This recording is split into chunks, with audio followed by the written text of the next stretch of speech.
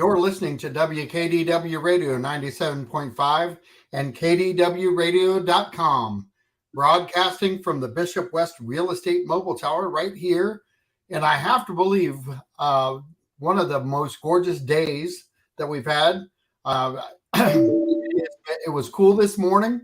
I was out on the motorcycle doing some real estate business and had ended up all the way up into Sarasota and then rode all the way back on 75. And I got to tell you, 75 is crazy still. And it's Friday night and I preach this, I preach this, I preach this. All of you crazy people out there, a-holes, I guess, that are sliding in and out of 75 like you own life. Maybe you won't kill yourself, but you're going to kill somebody else. Just slow down.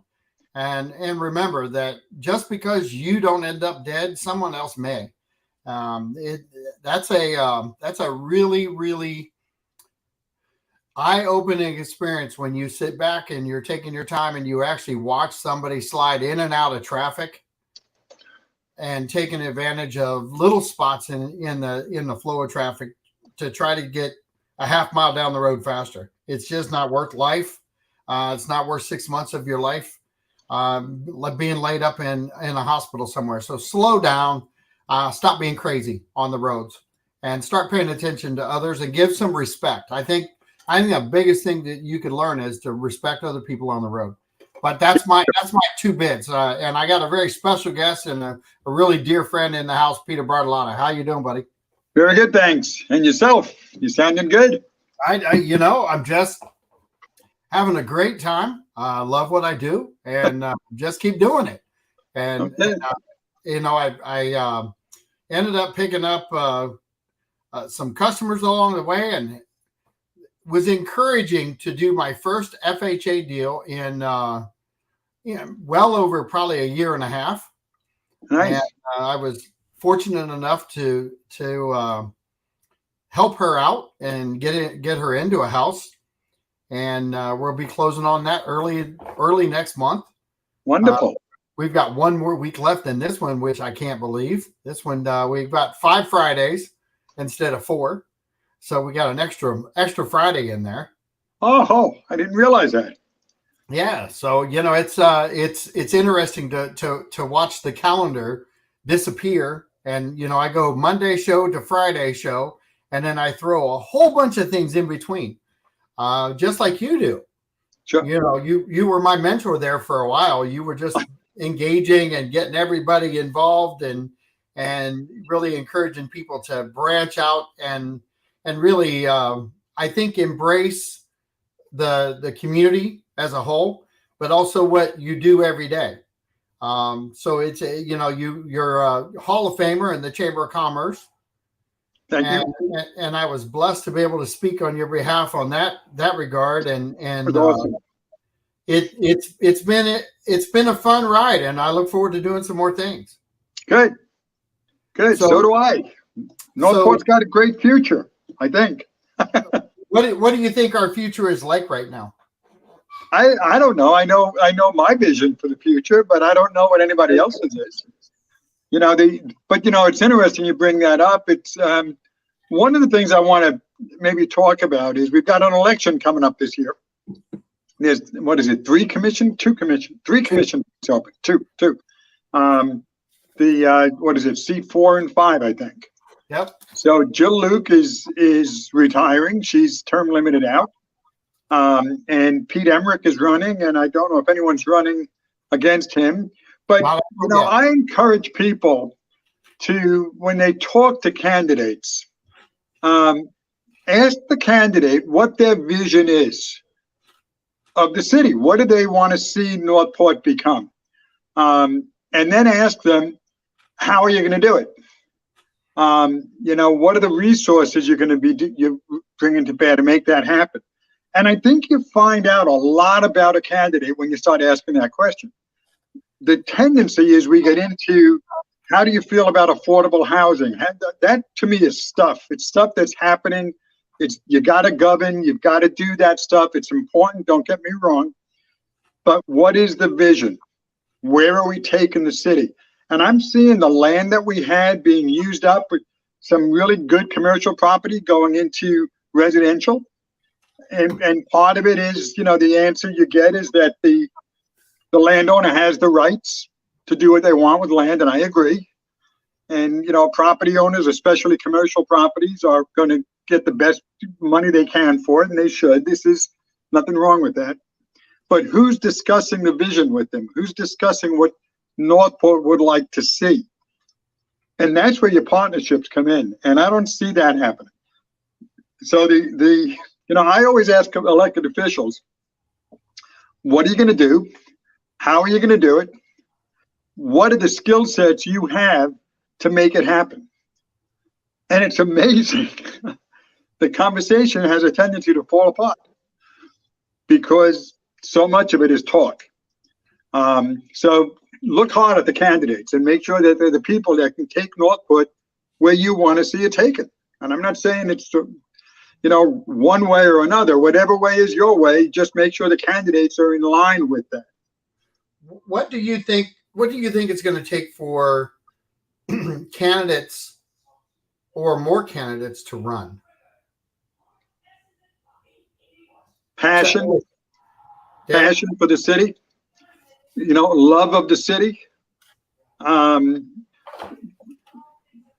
People that are not frustrated because we're spending money too much or we're, that stuff.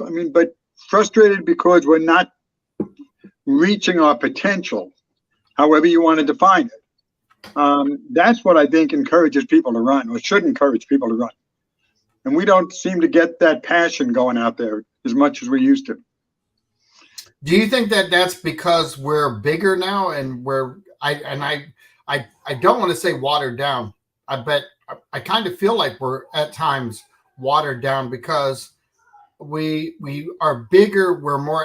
We're a very young, outgoing community. And I think we run out of time. What do you mean run out of time? I think we run out of time doing the things we have to do to survive, the grind every day.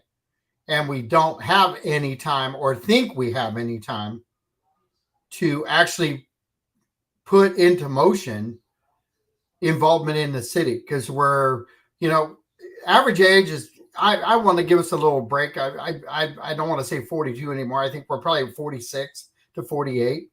But I think, in the counties of Florida or the cities of Florida, that's a child age. Yep. Compared to the 78 of the world. And so we have a different perspective. And we've talked about how to get people engaged. And you did that before. We had rooms full of people. We had committees. Times were different. And I want to say that in the regard that we're busy now. It's a robust economy. Things are moving, they're shaking, but they're moving, shaking now at a different pace, a different frenzy, so to speak, because it just seems like, the wheels are off, and we haven't had an organization grab a hold of citizenship and maybe be that catalyst of focused energy on projects. We had that with Vision Northport back in the day.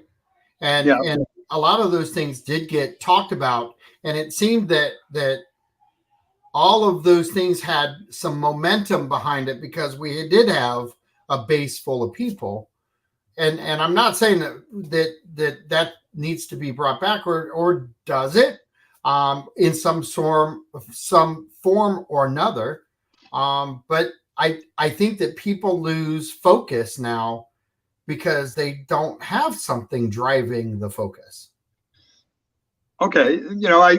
I think there are groups out there. Northport Forward, I think, is doing an excellent job. I agree. They're putting these town meetings together, town hall meetings all over.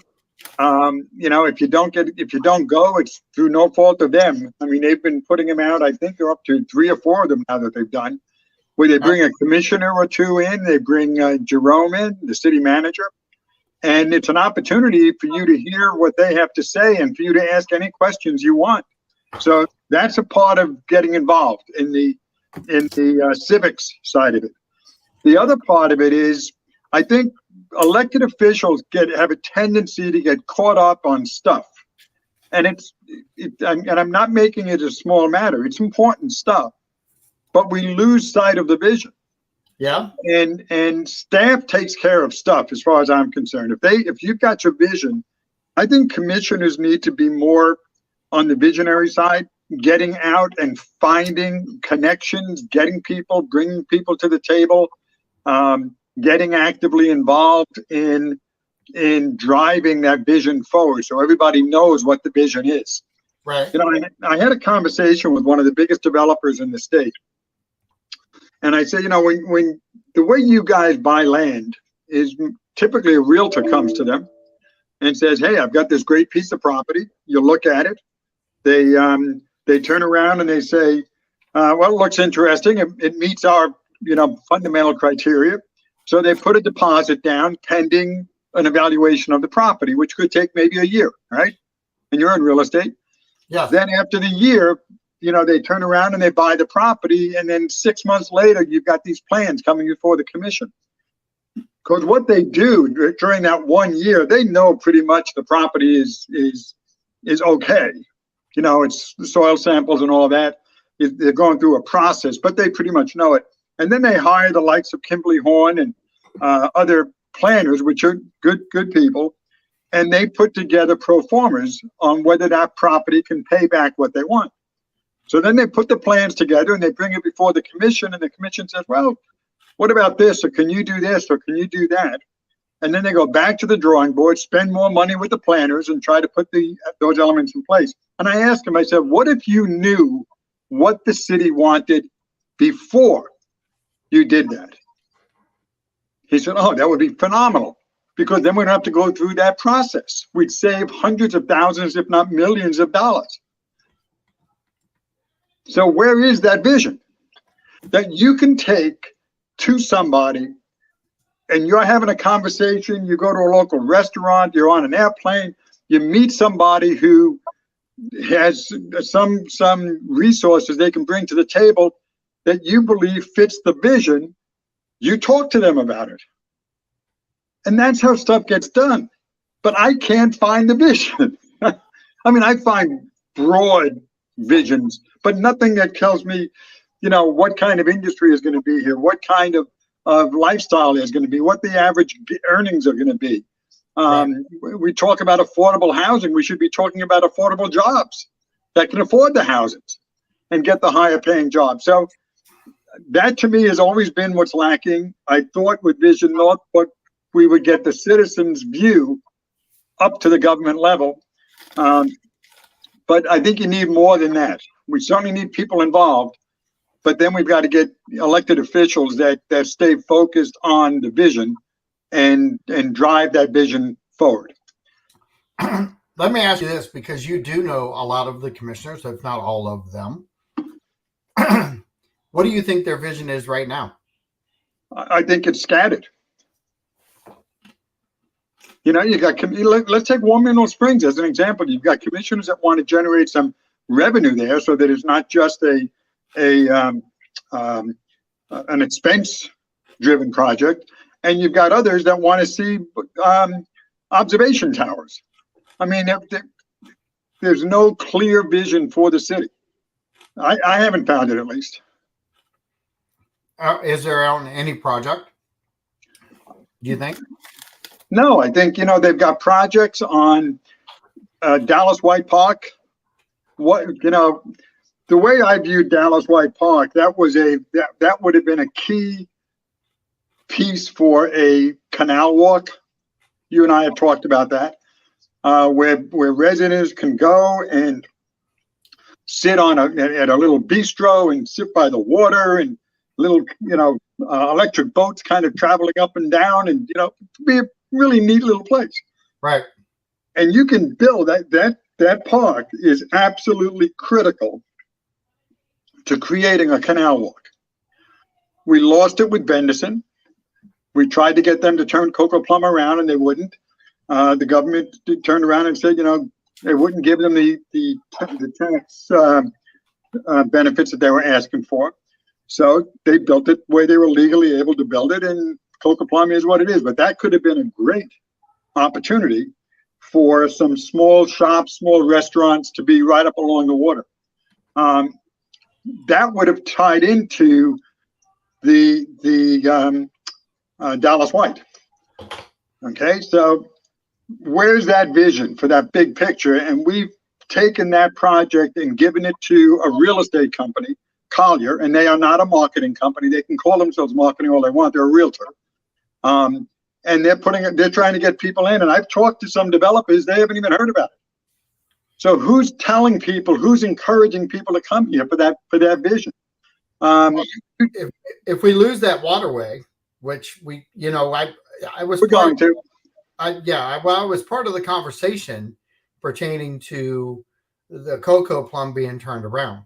That was Vision Northport. Yep. That was pushing hard. And I call it and I don't want to make it sound like I'm not grateful. I call that the biggest and most absorbent amount of time in conversation that seemed to fall completely on deaf ears. And it wasn't the group. It was somehow, and I think sometimes we have to tear some things down so that we understand as a community what exactly happened. And people don't like to talk about history because people up in Welland Park and the West Villages, they aren't really in tune with the history of why they're part of Northport. Okay. Sure. And so people don't like to talk about history, especially when it doesn't fit their narrative. But I wasn't beyond disappointed with Coco Plum. I was worse.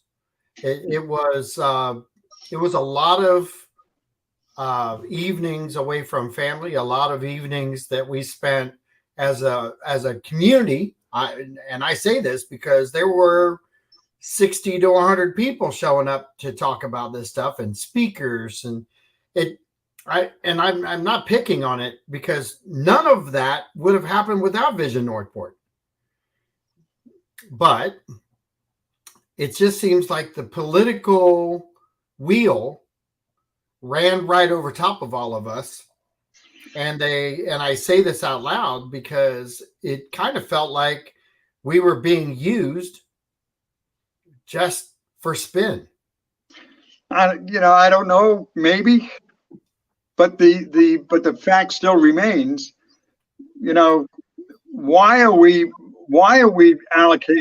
giving a real estate agent the plan to develop Dallas White Park? Do you know we had a proposal submitted in Dallas White Park?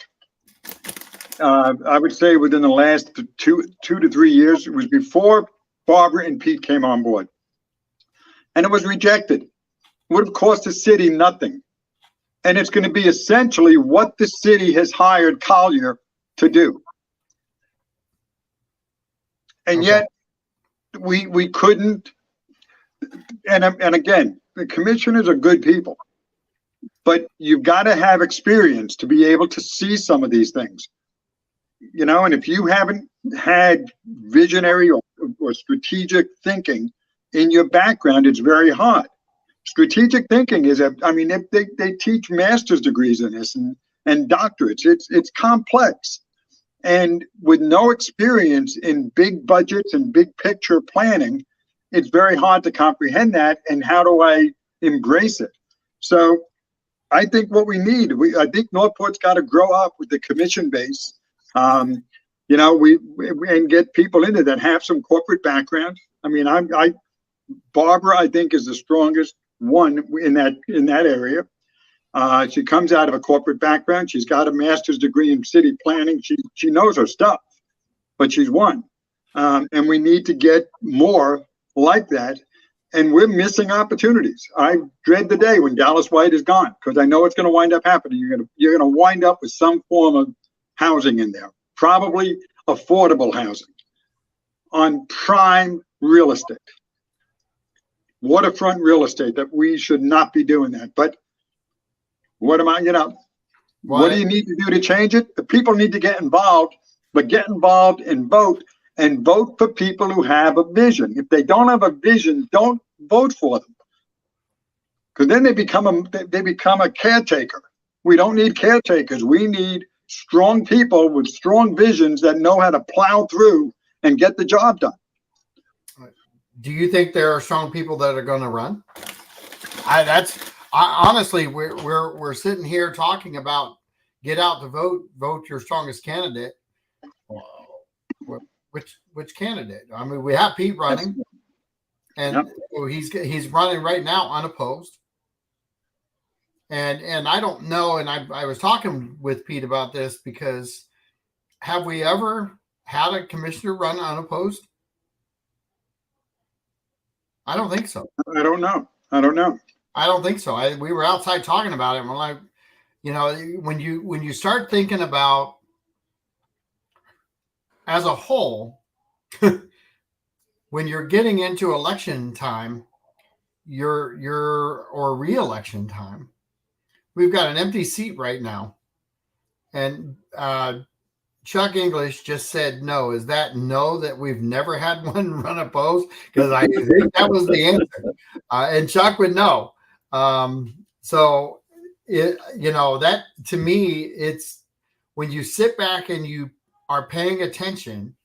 I'm going to go right back to the very start of this conversation. He said, never had, there's the answer, never had one run opposed. So we've never had one run unopposed. I don't know that we will. I think they've got several more weeks left is all. And we'll see where that goes.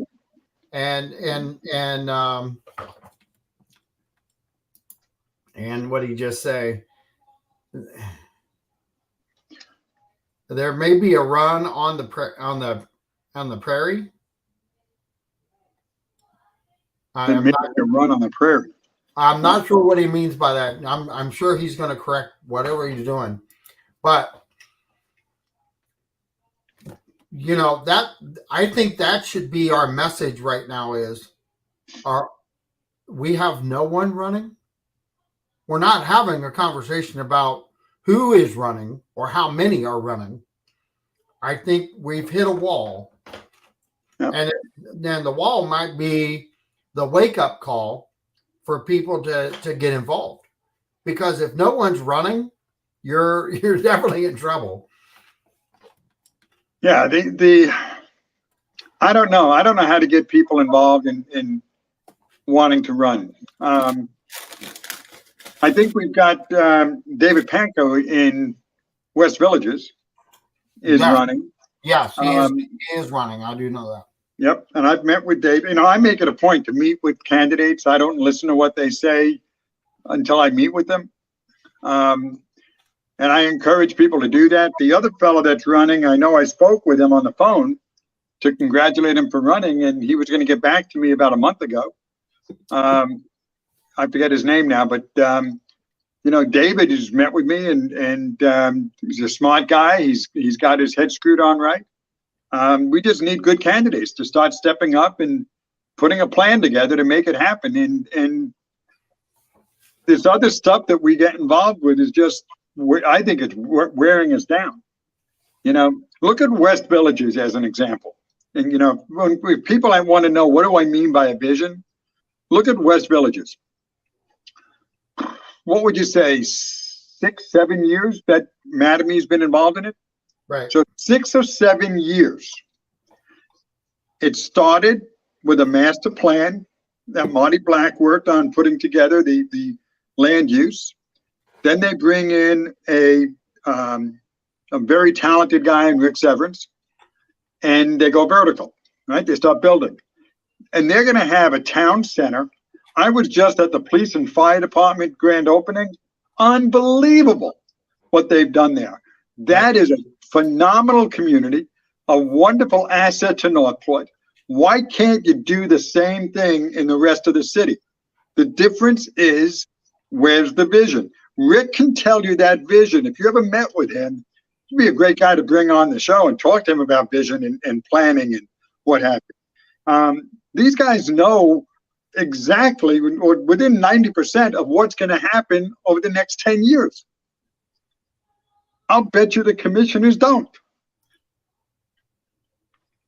That might be some good questions. You know, we've talked about this in the past. And once you're in office, I don't think your vision should stop. It shouldn't. Now if you run on a vision and you say, this is what I'm going to do, and I think every single candidate who runs should tell me, what are you going to do? Be specific. Now, I lost the election. I ran and I lost, and that's what happens. But I told you what I was going to do. I told you what was going to happen at Warm Mineral Springs. I showed you the plans. I told you how we were going to have a regional entertainment district. I showed you the plans. Everything I said was already, I knew I could accomplish it because I'd already had conversations with the people that can do it. Okay? Show me, when a commissioner runs, they should all be asked, what are you going to do that if you don't do it, you will give up, you won't run again, and you'll give up your pension? Tell me, what is it? What's the one thing I can count on you to do? And as a voter, I think we deserve that. And by the way, we deserve that from the president right on down to city commissioners. We don't get that anymore. We get a lot of lip service, and we get talk, and we get, how difficult this is and how complex this is and why this can't get done. And I don't care about that. Do it. Just figure out a way to get it done. I'm going to ask this because we've been talking since 08, 06, really? Yeah. 06. A long time. Yeah, before that. So we've had these conversations, and I know back in the day, we got excited when we got Walmart. We got excited when we got Home Depot. We got excited when Lowe's showed up. I can't think of a top restaurant that's moved here yet.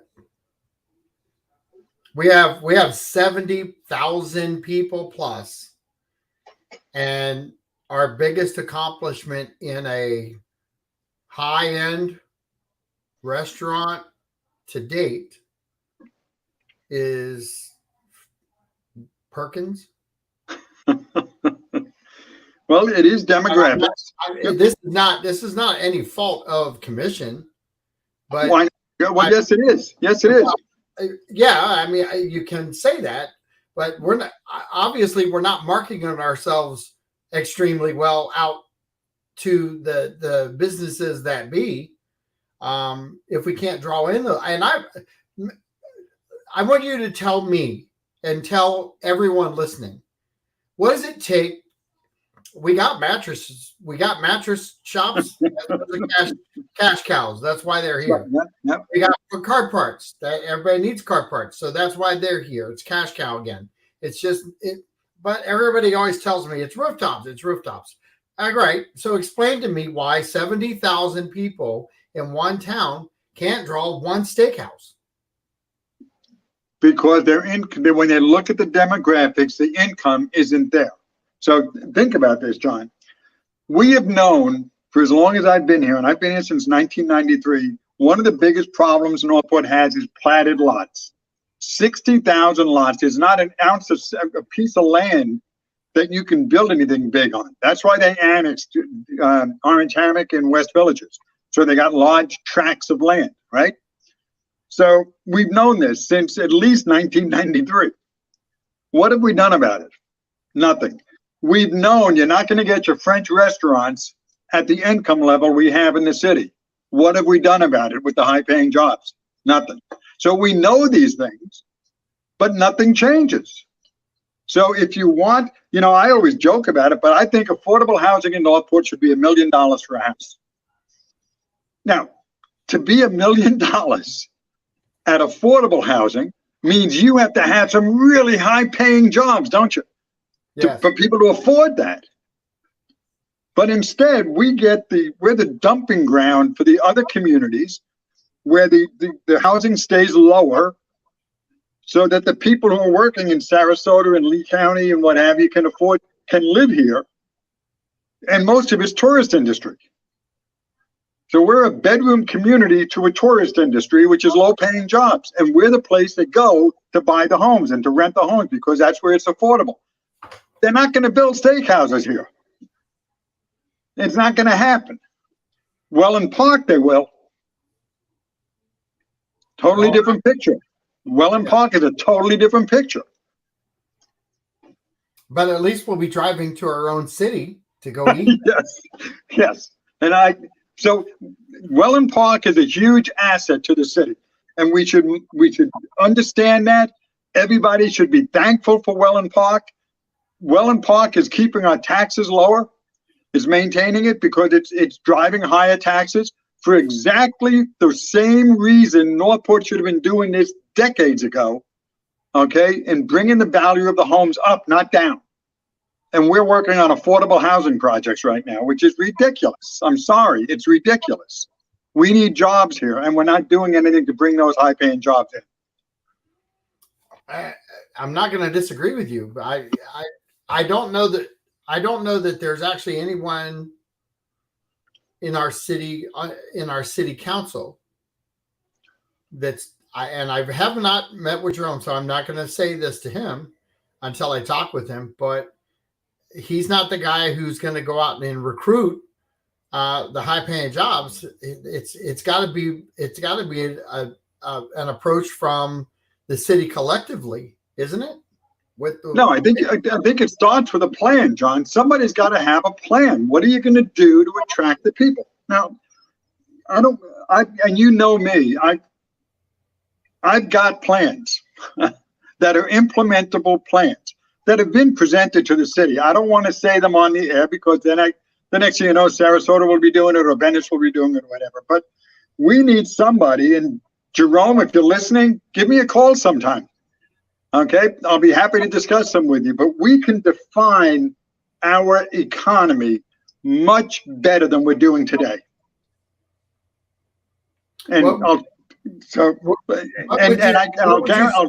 I'll say this: you give me 2 years, 3 at the most, and you'll see demonstrable results. It's there. It's sitting there and it's waiting, and there's nobody moving on it. And we're talking about the wrong things, and we're giving up our land that you can put these things on day by day. It's going to get harder and harder and harder. What is economic development within the city wall? What do you mean? What is what is the position of an economic developer within a city? I think the position should be to bring to ensure a sustainable economy for the city at a definable level, which nobody has defined.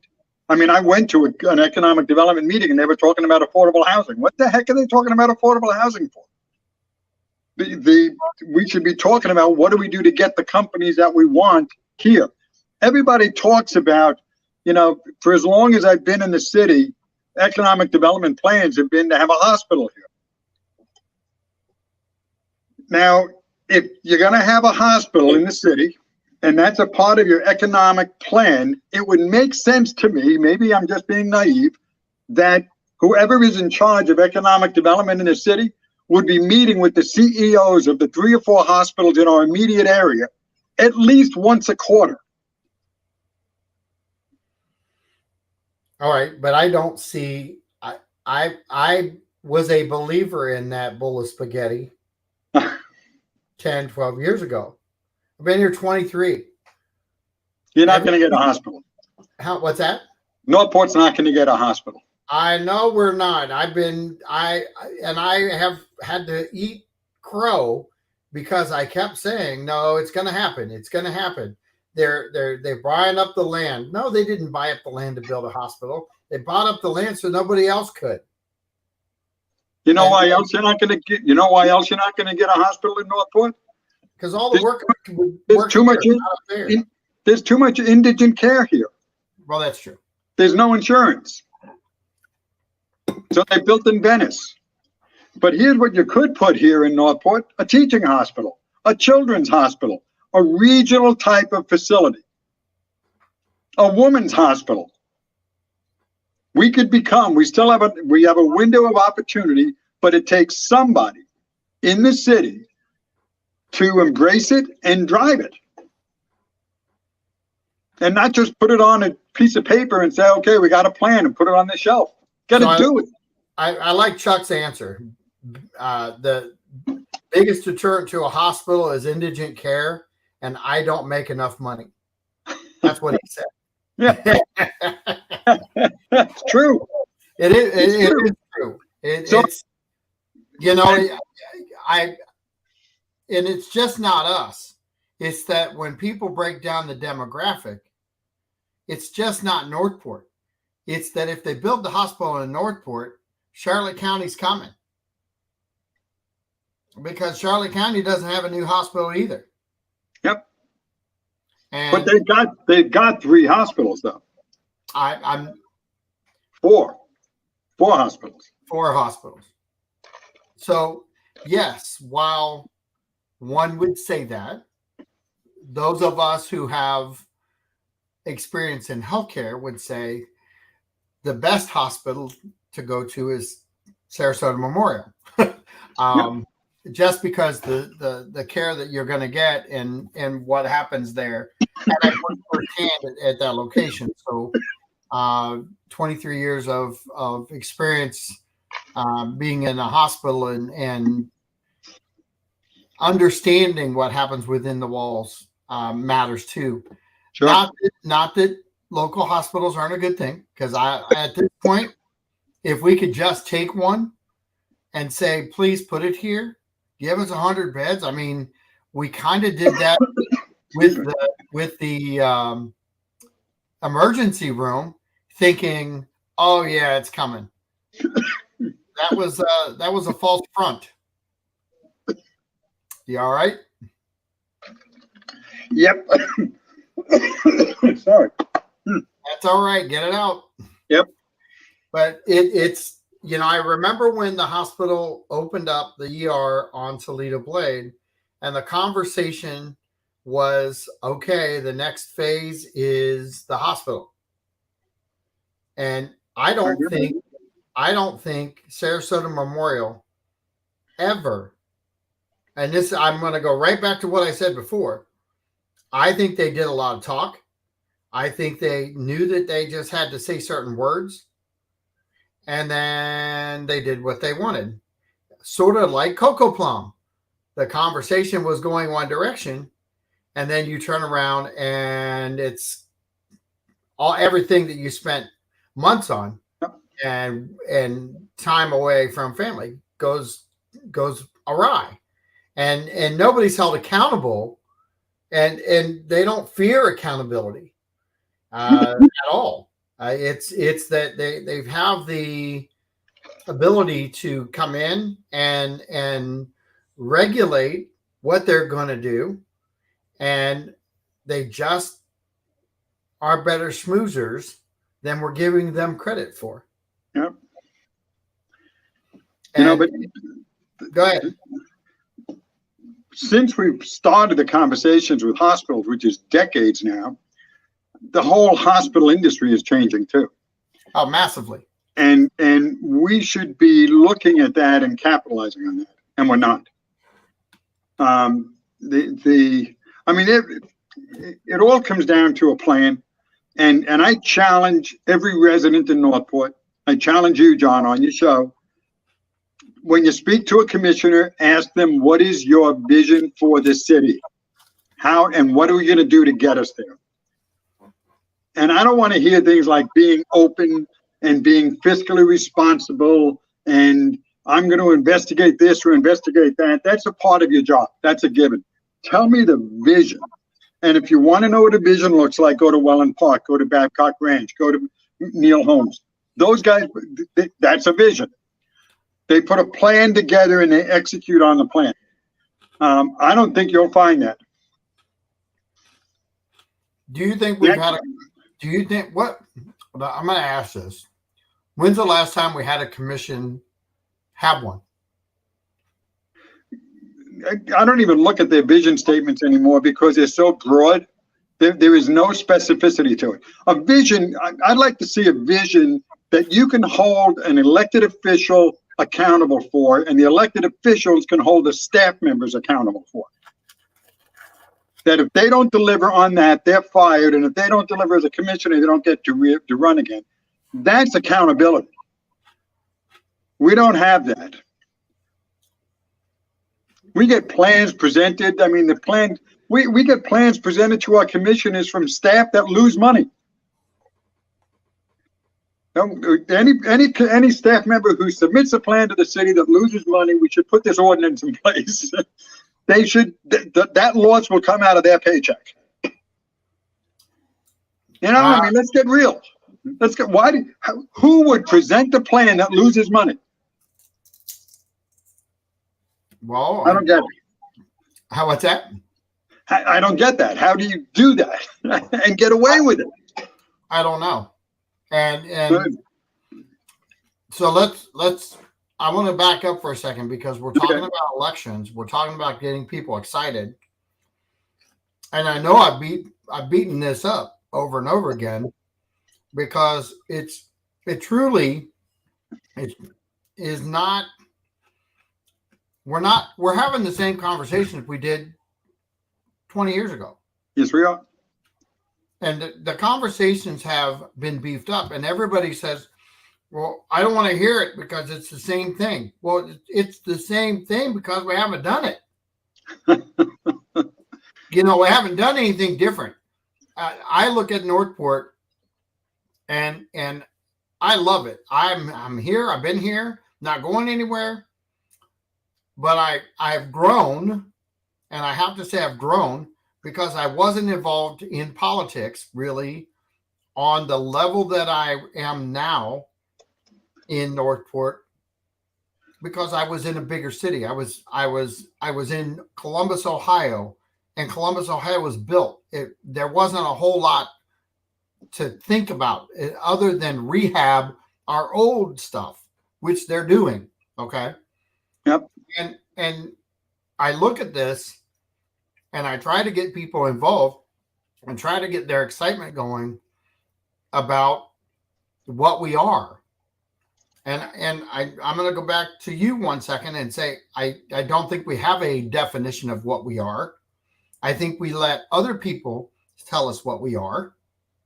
And I just in the last week, I had a conversation with a realtor from Sarasota who was very simple. I need to get some land, and I want to come to Northport, and my friends tell me not to go down there.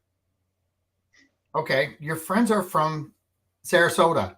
I did that, okay, because anybody who doesn't understand what Northport is has their nose in the air because they live in Sarasota.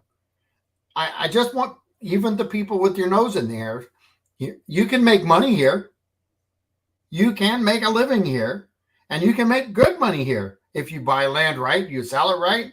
Bring your wealthy money down here and put it to work. There's money to be made within our community, but as long as you're mocking that side of it, people don't understand it. But I had that realtor ask me if I would show her around because I knew my city. Well, sure, I'll show you around. I understand what we're doing. Yep. But think about that. She's a realtor from Sarasota. Yep. And she wants me to show her around in Sarasota County. Well, I used to give tours of the city, right? 100%. I still do. And that tour would take typically an hour and a half to 2 hours. And West Villages wasn't here. Right. So right. And I usually got two basic responses at the end. Was like, one was wow, and how big is this city? We talk about 104 square miles like it's nothing. It's huge, and the potential here is just amazing. So I encourage the tours. If you remember the ambassadors, remember when we tried to put that together? Yes. We were going to bring, we needed funding because it was going to take 3/4 of a person's full time to do this. But we were going to do tours every single month of the city, the general tour. Then we were going to highlight each month. If you went on a big tour, then you would go on a tour of the schools, a tour of the parks, a tour of the government, and you'd get to really get inside the city and create ambassadors that in turn would go out and be able to speak positively about Northport. The government took on that job. Everybody got that joined that, got a t-shirt. I think they got 2 pictures taken, and that was it. But it's all about education of the people about what a great city we have and get them involved. Sometimes I think they don't want to see people involved. I think that a lot. Sometimes I think when I hear from elected officials, and I'm not saying anyone or any city right. specifically, but I don't just know our officials. I know a lot of officials sure. all over the place because I'm active, and the comments that I'm very well connected. Okay, you're very well connected. Well, I got to believe that I think the same thing. I think that everyone thinks they're pretty well connected unless they're new here and they really don't care. But yep. most people who've been here for 10 or 15 years feel like they're pretty well connected. And yet they're disconnected. There are topics and things that are happening within our town. As much as I want to think that I know about them, they're not out there. I'm not sure. I said that wrong. They're out there. I don't know about them. One of our most active commissioners in the community is Jill Luke, and every commissioner knows it. She's everywhere all the time. But there are things happening in our city. I'll guarantee she doesn't know either, or doesn't have time to pay attention to. And it's not I'm not picking on her because she dedicates herself to being out front and being involved and being that person. Okay. Yep. But let me ask you this though. What is the job of a commissioner? And with all due respect to Jill, it's not being everywhere. It's getting something done. Get the vision going. Get the plan in place. But it's a double-edged. There is a double-edged sword to that because we're in a community that if you're not out there as a commissioner, now I'll add in the caveat, being present is a value. If you have a message, John, I'm going to challenge you. Get out. I'm going to challenge you on it because being present is important, but what's most important and what's happening in our city is the housing costs are going up. The jobs aren't here. It's only a matter of time. You're going to see a bubble that's going to collapse. Who's going to get hurt first?